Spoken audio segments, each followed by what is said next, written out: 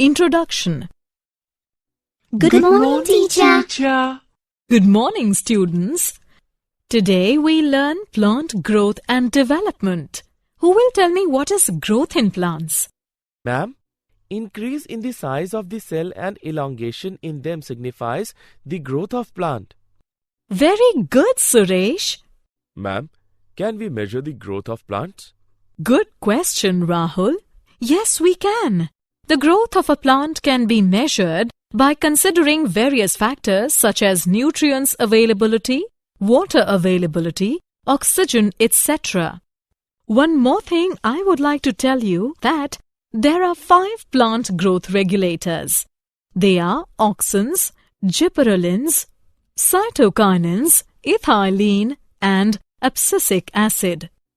Okay, now it's time to learn about plant growth and development. Objectives. At the end of this lesson, you will be able to explain growth in plants, explain phases of growth, define growth rates, to know quantitative comparison of growth, explain conduction for growth, define differentiation, dedifferentiation, and redifferentiation. Define development, explain plant growth regulators, describe photoperiodism, describe vernalization. Growth. An irreversible increase in the size and number of the cells by division and enlargement is called growth. In plants, the growth generally is indeterminate. Plants have the capacity of unlimited growth because of the presence of meristems at certain locations on their body. The cells of meristems are capable of dividing by their own. When new cells are added in the body of the plant due to the activity of meristem, it is called open form of growth. The root apical meristem and shoot apical meristem are primarily responsible for the elongation of the plant along its axis. In dicot plants, the lateral meristems, vascular cambium, and core cambium are responsible for secondary growth of the plants. Growth is measurable. Growth of the plants can be measured by various factors: increase in cell numbers, fresh weight, dry weight, size of the cell, etc. For example, watermelon cells can increase in size up to 350,000 times. Increase in surface area shows the growth of leaves. Phases of growth. The period of growth is divided into 3 phases: meristematic, elongation, and maturation. Meristematic phase. This phase has continuously dividing cells and is restricted to the apical meristems, both at the root and shoot tips. In this region, the cells are rich in protoplasm.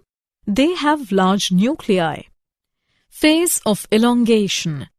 The aim of this phase is enlargement of cells. Phase of maturation. In this phase, cells undergo maturation to accomplish their final size, shape, and structure. Growth rates.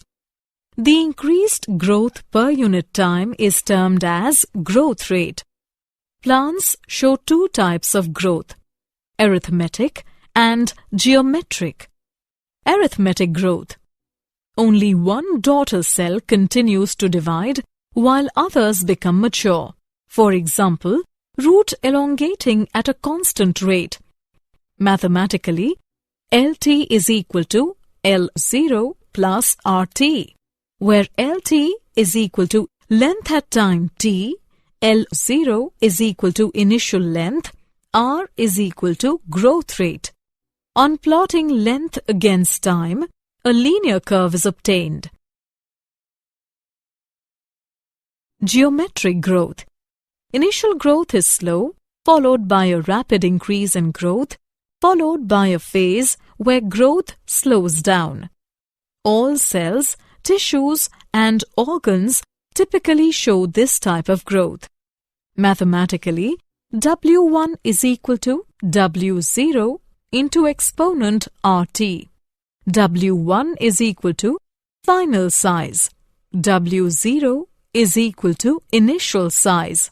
R is equal to growth rate. T is equal to time of growth. E is equal to base of natural algorithms.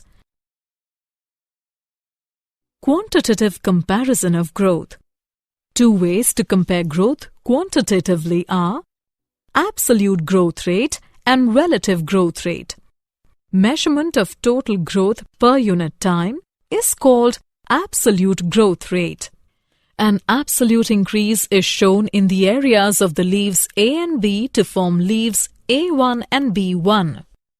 Growth of given system per unit time is called relative growth rate. In the given figure, both leaves increase by 20 centimeter square, but a relatively greater growth has occurred in leaf A. Conditions for growth. The conditions necessary for growth are nutrients. Enough supply of nutrients is necessary for synthesis of protoplasm and act as a source of energy. Water. An adequate supply of water is essential for growth.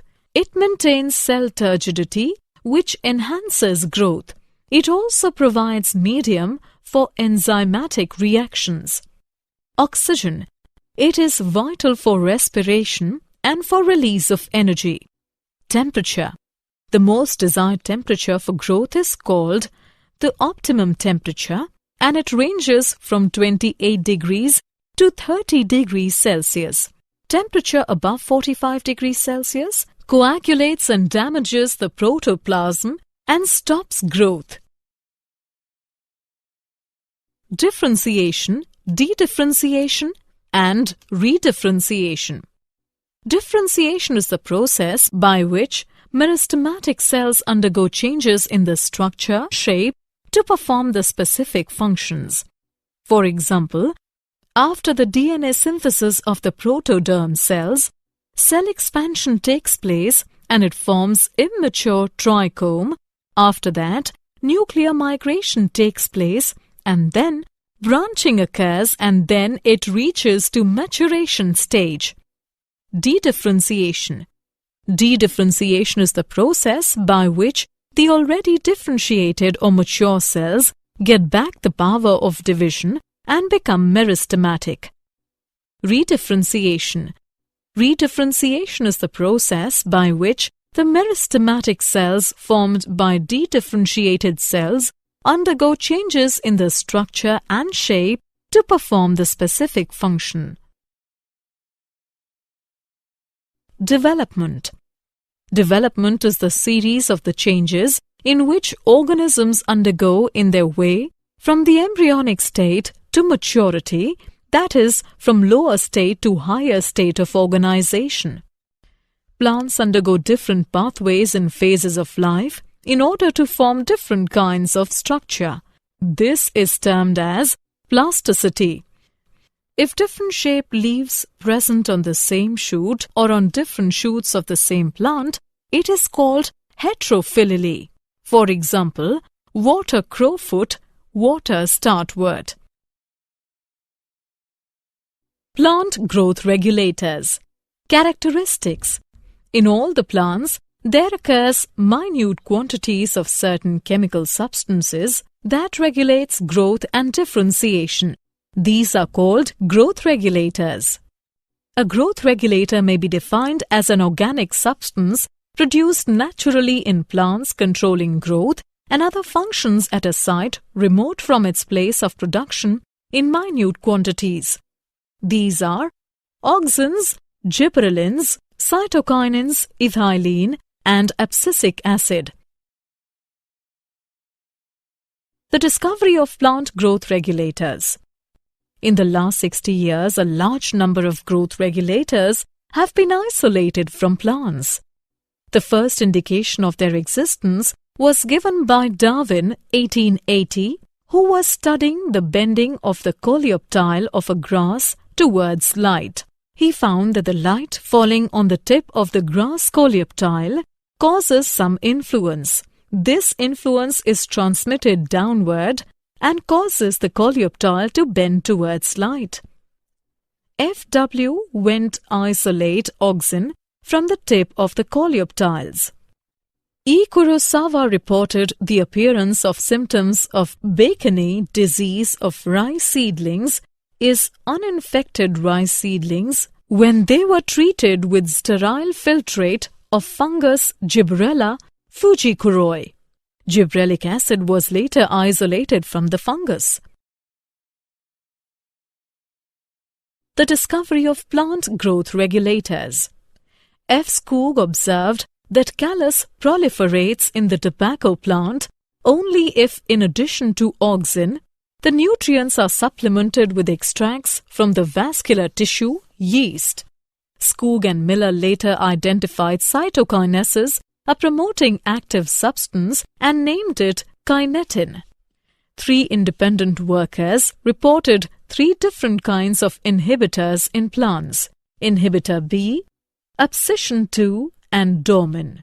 Later, all the 3 inhibitors proved to be chemically identical and name it abscisic acid, ABA.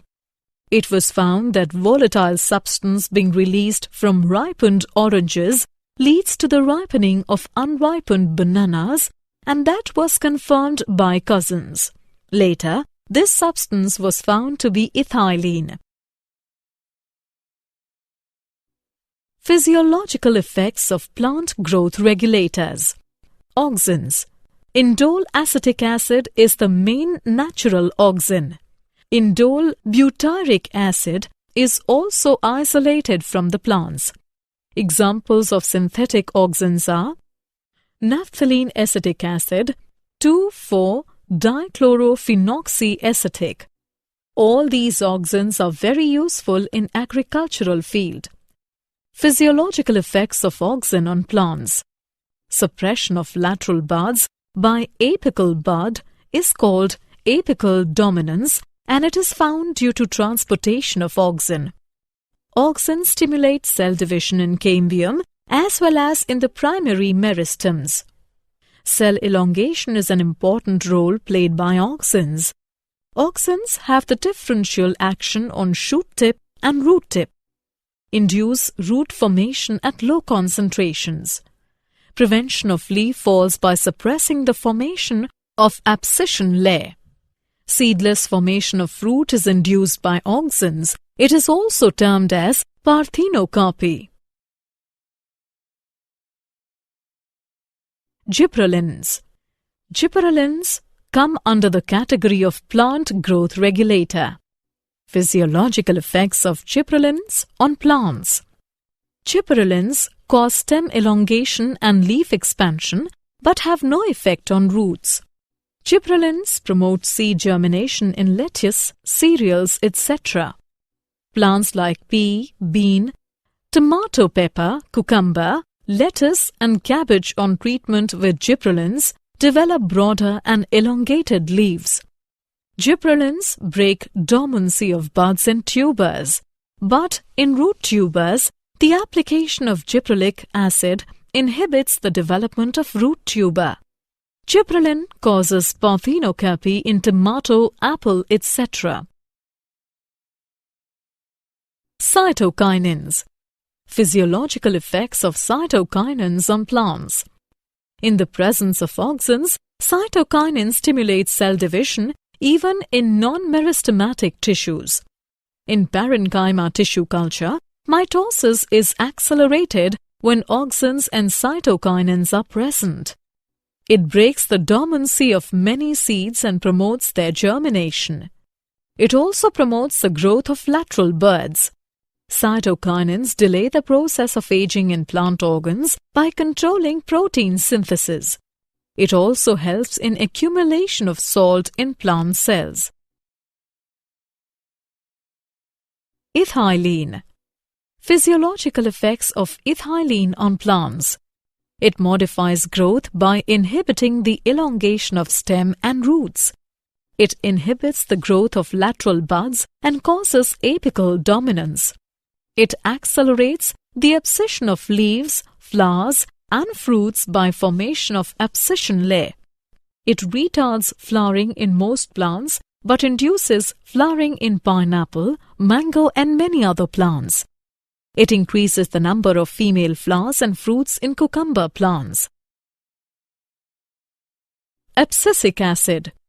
Physiological effects of abscisic acid on plants. It acts as a stress hormone as it stimulates the closure of stomata. It inhibits shoot growth but does not have much effect on roots. It induces seeds to synthesize storage proteins. It also increases the tolerance of plants to different kinds of stress. It acts as antagonist to gibberellins. Photoperiodism. The ability of plants to respond to the relative length of day and night to which the plant is exposed is called photoperiodism. The flowering response of the angiosperms falls into three categories. Short day plants. These plants initiate flowering when the length of the day becomes shorter than a certain critical length. If these plants expose for the length greater than the critical length, then they will remain vegetative. Example of short day plants are cosmos, dahlia, etc. Long day plants. These plants induce flowering when day length exceeds critical day length. Example of long day plants are barley, sugar, etc. Neutral day plants. These plants flower regardless of the exposure of light. Example of neutral day plants are sunflower, tomato, etc. Vernalization. Vernalization is a process in which plants expose to low temperature in order to increase the flowering. Many temperature plants have the requirement of vernalization in order to initiate or accelerating the flowering process. Many plant species include some ecotypes of Arabidopsis thaliana, and winter cereals such as wheat must go through period of winter. Many biennial species have the period of vernalization, which can vary in temperature. Did you know? Lateral root develops from pericycle. GA3 induces the mRNA synthesis for alpha amylase enzymes in allurone cells. Summary. Let's summarize what we have learned. An irreversible increase in the size and number of cells by division and enlargement is called growth. Three phases of growth are meristematic, elongation, and maturation. The increased growth per unit time is termed as growth rate. The conditions necessary for growth are nutrients, water, oxygen, temperature. Differentiation is the process by which meristematic cells undergo changes in the structure, shape to perform the specific function. Dedifferentiation is the process by which the already differentiated or mature cells get back the power of division and become meristematic.